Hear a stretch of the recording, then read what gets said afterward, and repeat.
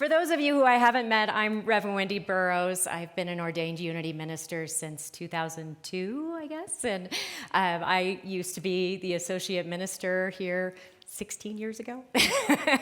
My kiddo is 16 now, so it's like, wow, how those years fly by, right? But it's great to be with all of you again today. On the eve of the new millennium, the acclaimed Cambridge biologist and author Rupert Sheldrake was asked a question. And he was asked, what simple change in human behavior could make the world a better place? Love that question. And I loved his answer. His answer was, every tourist should become a pilgrim. Every tourist should become a pilgrim. Think about that for a moment.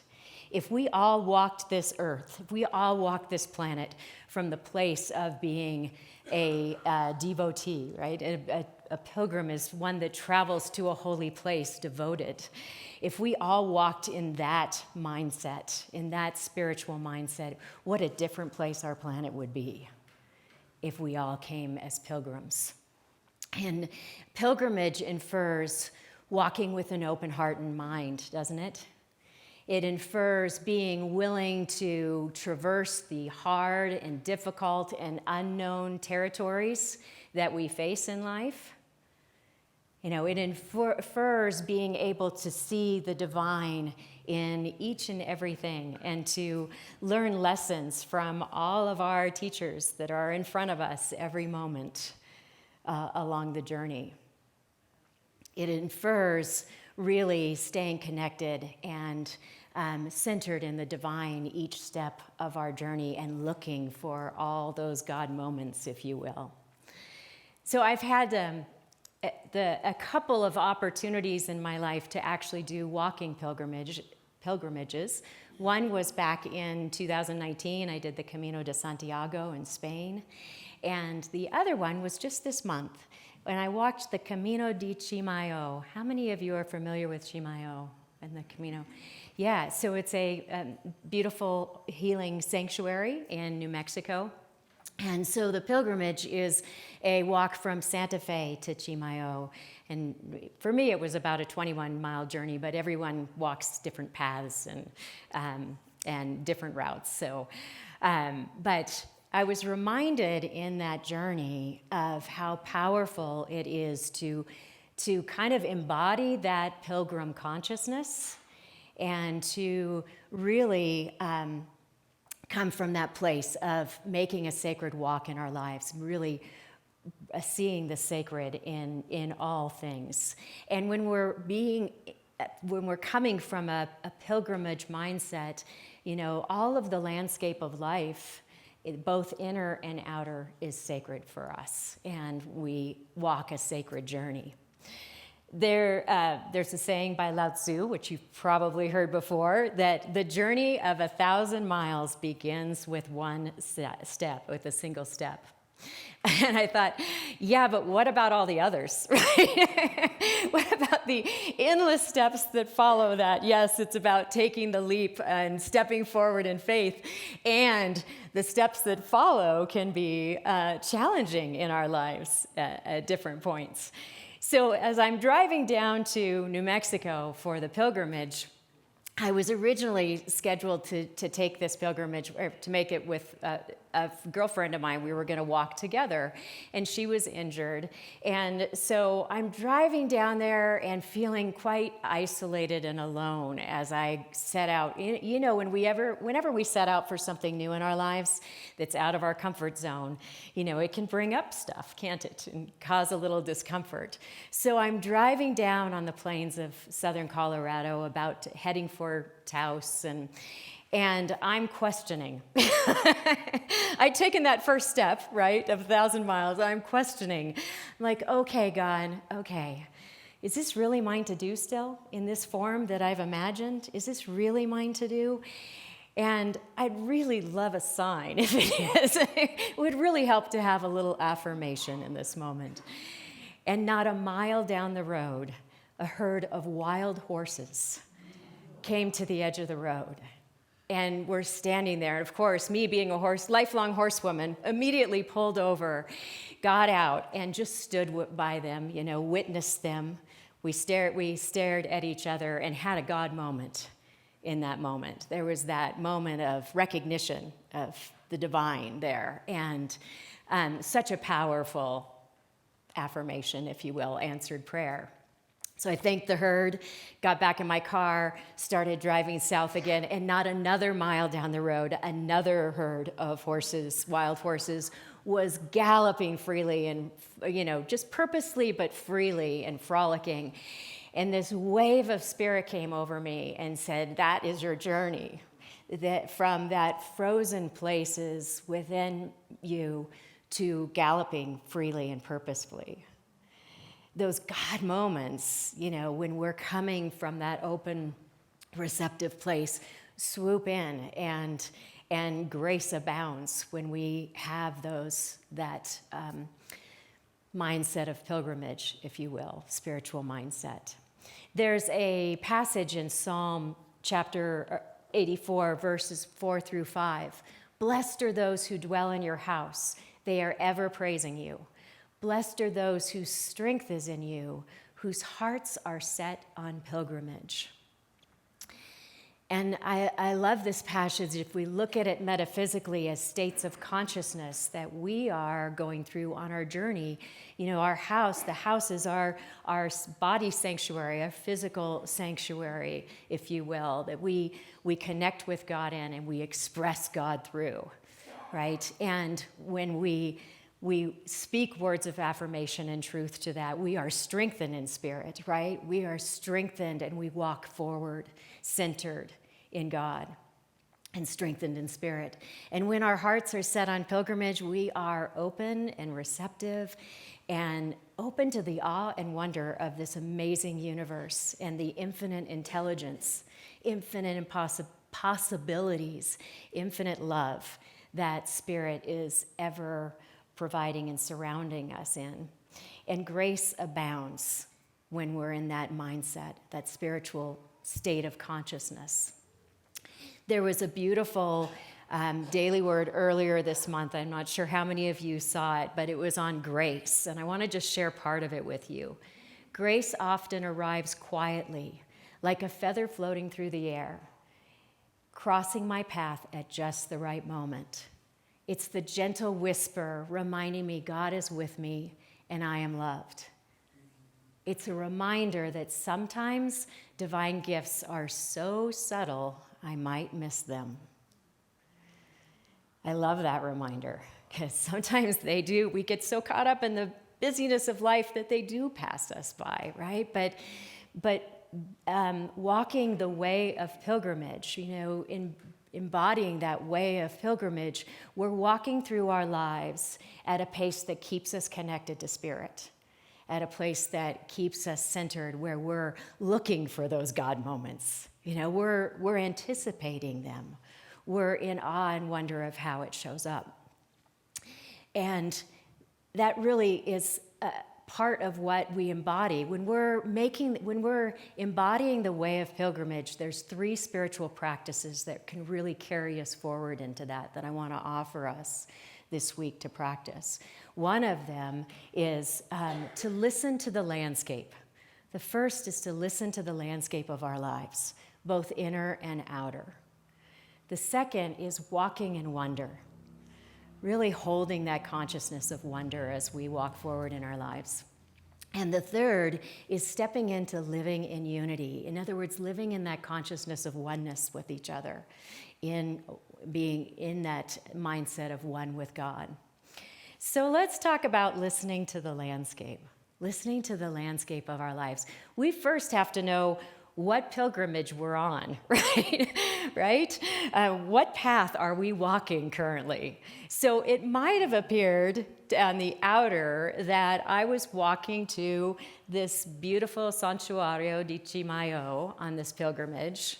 On the outside, walking to this place that is known for its healing earth. It is known through the ages. It was sacred land for the Tewa and Pueblo Indians long before the Spanish acquisition there. And then finally in 1813, Bernardo Abeta petitioned for a santuario to be built there. And before then and since then, miracle healings have occurred there. It's a very powerful place of healing and of light, and you can feel the spiritual energy there. So on the surface, you could say that I was making a pilgrimage to this santuario, but really, on a deeper level, what was the pilgrimage I was making? The pilgrimage I was making, Spirit said, was you're to heal the places that are holding on to past trauma and past cellular memory that are ready to be healed. You're making a journey from that frozen place to galloping free in the world. So I invite us all to consider, what pilgrimage are you on currently? I know we're not out walking a sacred path right now, but we are walking the sacred path of our lives right now. So we might be walking a pilgrimage of parenthood. Maybe we're walking a pilgrimage of marriage. Maybe we're walking a pilgrimage of healing. Maybe a pilgrimage of aging, the aging process. Maybe we're walking a pilgrimage of friendship. What is the path, the sacred path that we are walking, the path of beauty that we are called to walk right now? And listening to the landscape of that, because as we listen to the landscape of that, the spiritual lessons and the growth and the awakening unfolds for us.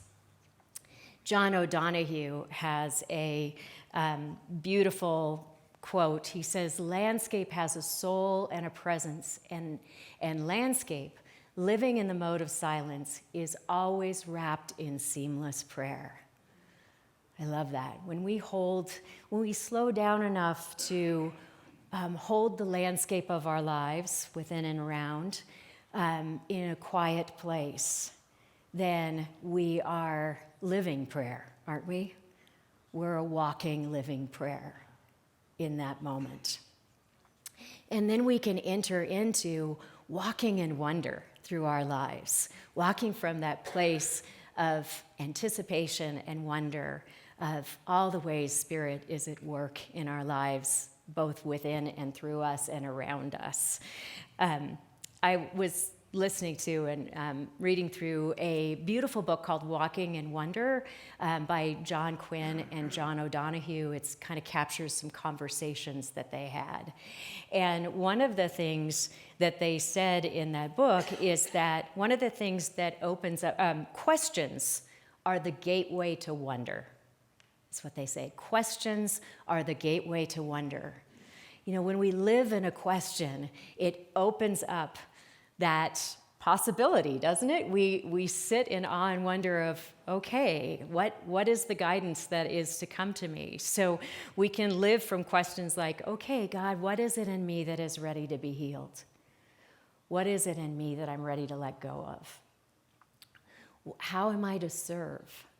You know, what is it that I'm to see here differently? Living in those questions, it opens us up to that awe and wonder and takes us into that open, receptive place where we awaken more to possibilities.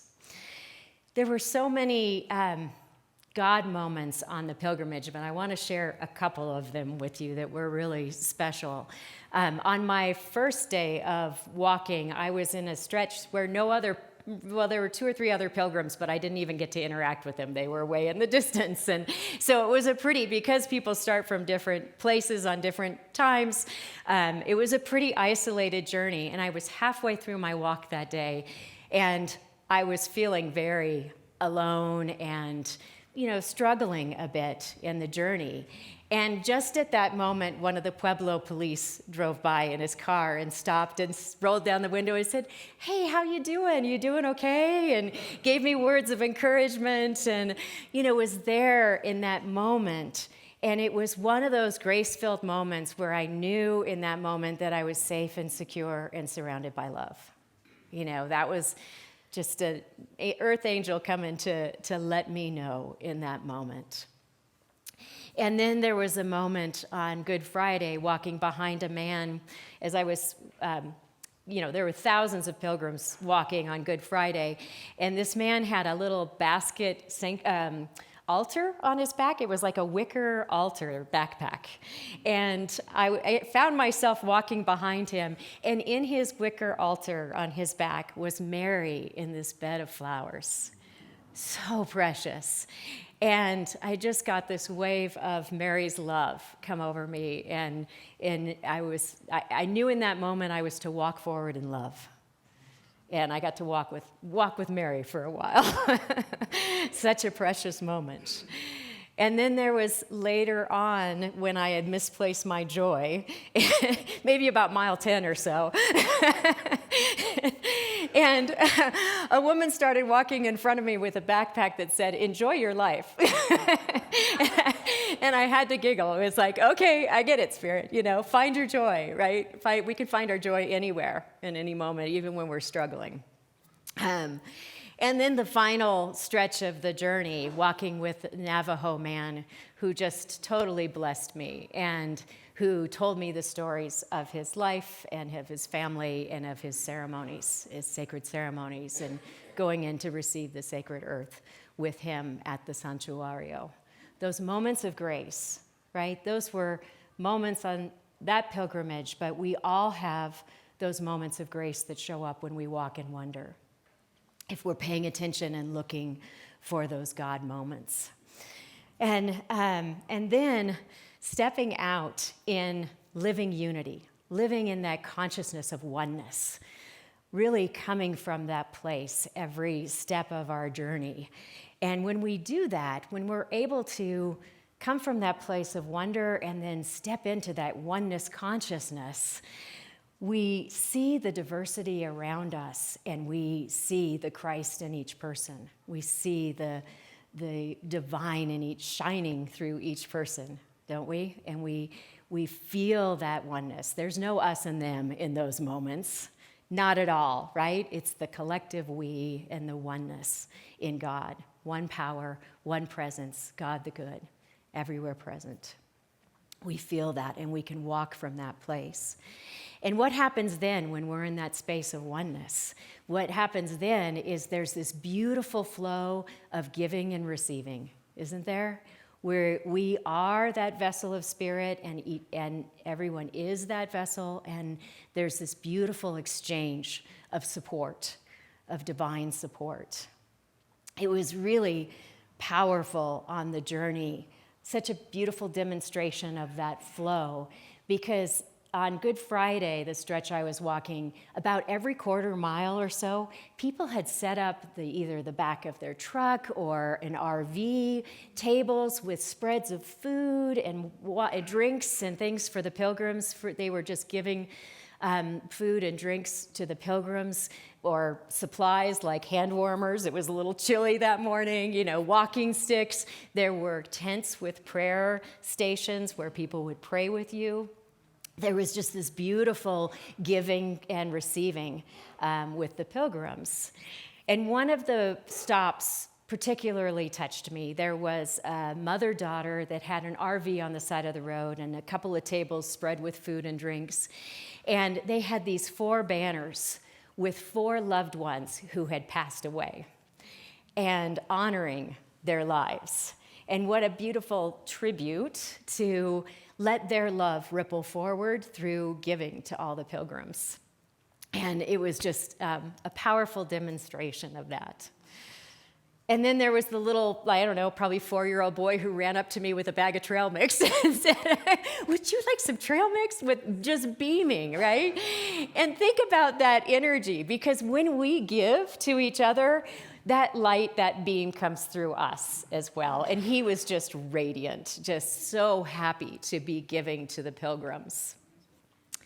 And then there was the executive chef of a senior center who, had me pull up a chair and handed me a warm cup of coffee in the wee hours of the morning to warm up a little bit and to chat with his coworkers who were at that tent. Just such a beautiful demonstration of everyone giving and receiving. The other thing that really touched me on that journey is that families make this through generations, family have made this pilgrimage a Holy Week tradition. And so I noticed that one or two family members would be in a car, and then their family group would be walking, and the car would leapfrog them over and over again. And every so often they'd meet up with each other, and there would just be this explosion of smiles and laughter and exchange where they were supporting their family members on the journey. And so touching that there was just this beautiful exchange everywhere around us, and such diversity in life, and everyone stepping forward, living in unity, living in oneness. And I want to just share with you a quote that John O'Donohue says about friendship. He says, "Friends should liberate each other to the fullness of their potential." Isn't that a beautiful statement? Friends should liberate each other to the fullness of their potential. And to me, as I was reflecting on that, this is why we come here on Sunday mornings, right? To be here for each other in friendship, in presence, to really hold the space for us to liberate that God self in us, to bring forth that divine in each of us, and to honor and support that in each other. So as we go forward this week, I really want to invite us to walk the way of pilgrimage, to move in our lives as a pilgrim this week by really listening to the landscape of our lives, by walking in wonder, and by stepping in to that unity of consciousness. Because here's what happens as we do that, as we walk the way of the pilgrim in our lives, new possibilities start emerging. New beginnings open. A new level of consciousness occurs in us. We awaken in a new way to ourselves, to our lives, and to each other. And so I want to just end with a poem by John O'Donohue to share with you. So I just invite you to take these words in.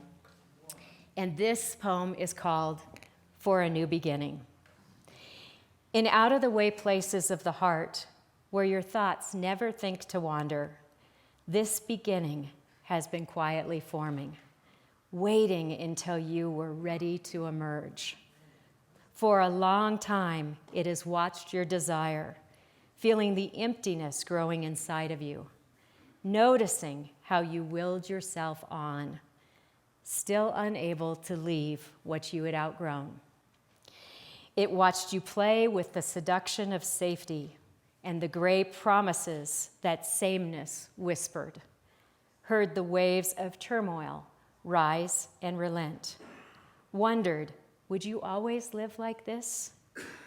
Then the delight when your courage kindled, and out you stepped onto new ground, your eyes young again, with energy and dream, a path of plenitude opening before you.